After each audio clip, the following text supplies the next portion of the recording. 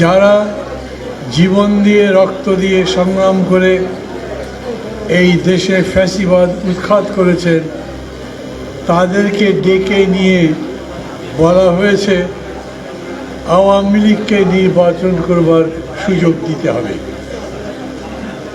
তার চাইতে বড় কথা হলো বলা হয়েছে ওদের সাথে পারলে একটা সমঝোতা করো। সমঝোতা মানে কি? আসন ভাগাভাগি করবে, তার মানে আগের মতো ভোট হবে। কথা সোজা সাপটা বললে একটা, আর কথা যদি ভেতর থেকে বোঝার চেষ্টা করেন তাহলে তার মধ্যে মানে আর একটাও হতে পারে। আমার খুবই অবাক লাগে, আওয়ামী লীগের সাহস হয়নি এখনো বাংলাদেশের রাজনীতিতে অনুপ্রবেশ করা। ওরা রাজনৈতিক তৎপরতা শুরু করেনি। তারা মাঝে মাঝে চুরি টুরি করে বক্তৃতা করে ভিডিও দেয়, কিন্তু সভা করবে, সমিতি করবে, মিছিল করবে সেই জায়গায় নাই। তারা নিজেরা রাজনীতি করছে না। আমাদের এখানে ছোট বড় কিছু কিছু মানুষ তাদের নিয়ে এত কথাবার্তা বলছে যে তাদের নিউজ পত্রিকায় ছাপা হতে শুরু করেছে। তাদের তৎপরতায় আওয়ামী লীগ এখন আবার বাংলাদেশের রাজনীতিতে প্রাসঙ্গিক হয়ে যাচ্ছে। আমি প্রথমত বাংলাদেশ সরকারের কাছে বলতে চাই, ব্যক্তিগতভাবে আমি আমার দল খুবই উদ্বিগ্ন।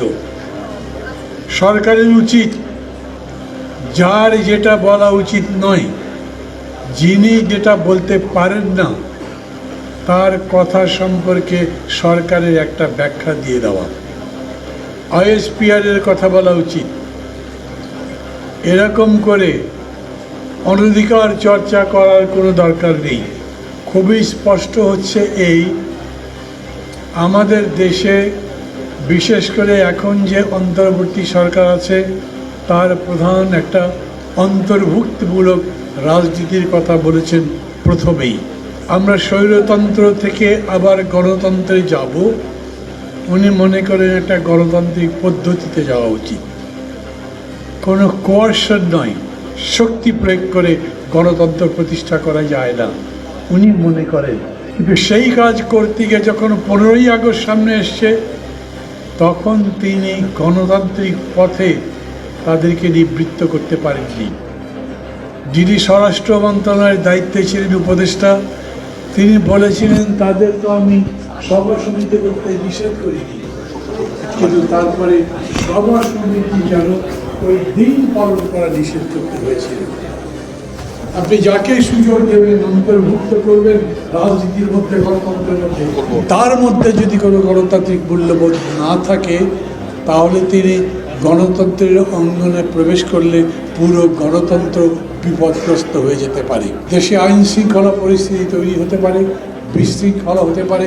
খুবই স্পষ্ট বলি, সরকার যখন মনে করছেন যে তাদেরকে রাজনীতিতে ব্যান করবেন না, তার মানে রাজনীতি করবার অনুমতি দেবেন, গ্যারান্টি আপনাদেরকেও দিতে হবে যে তারা এখানে অনুপ্রবিষ্ট হয়ে আমাদের গণতন্ত্রের বাগানটাই নষ্ট করে দেবেন না। সরকার যদি সেরকম দায়িত্ব নিতে পারেন তাহলে বলবেন, সম্পূর্ণ দায়িত্ব নিয়ে যদি বলতে পারেন তাহলে বলবেন। না হলে পৃথিবীতে রাজনৈতিক দল নিষিদ্ধ করার অনেক উদাহরণ আছে, বাংলাদেশেই আছে। আমি নিজে কোনো প্রস্তাবনা দিচ্ছি না, এই জন্যে দিচ্ছি না যে সরকার নিজেই এই ব্যাপারে বিরোধিতা করেছেন।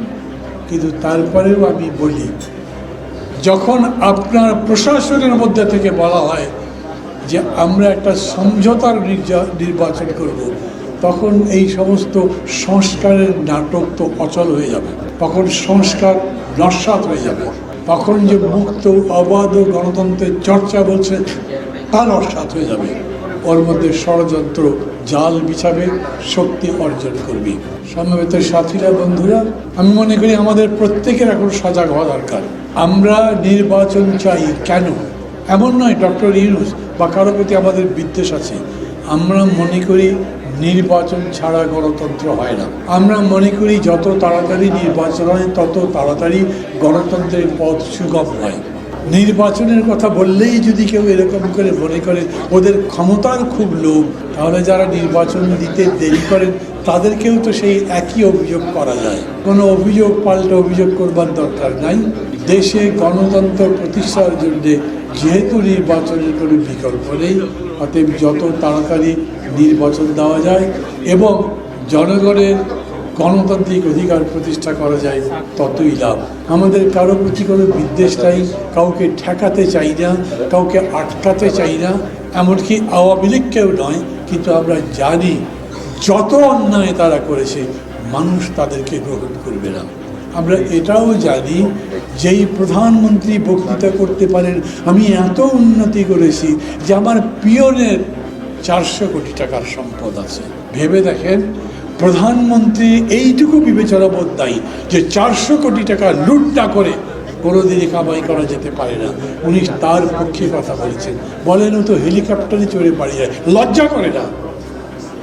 ওই কাহিনী বলবার পরে এখন এসে মানুষকে তো বলতে হবে যে ওই হেলিকপ্টার চড়া তার জন্য জায়েজ, ওই 400 কোটি টাকা বানানো তার জন্য ন্যায্য আছে, বলতে পারবে না তারা। আমি মনে করি 15 বছর যে দুঃশাসন, সেই দুঃশাসনের পক্ষে কোনো ন্যারেটিভ মানে রাজনৈতিক বক্তব্য জনগণের সামনে দেবার মতো শক্তি তাদের নাই। এই জন্যে ওদের আমরা ভয় করি না। আমরা শুধু ভয় করি ওরা পরিবেশ নষ্ট করবে, বাগানটা নষ্ট করবে, গণতন্ত্রের যে যাত্রা আমরা শুরু করতে পারি তার পথে বিঘ্ন সৃষ্টি করবে। নিশ্চয়ই আমরা তার বিরুদ্ধে লড়াই করব এবং জয়লাভ করব, সেই বিশ্বাস রেখে আমি আমার কথা বলা শেষ করব।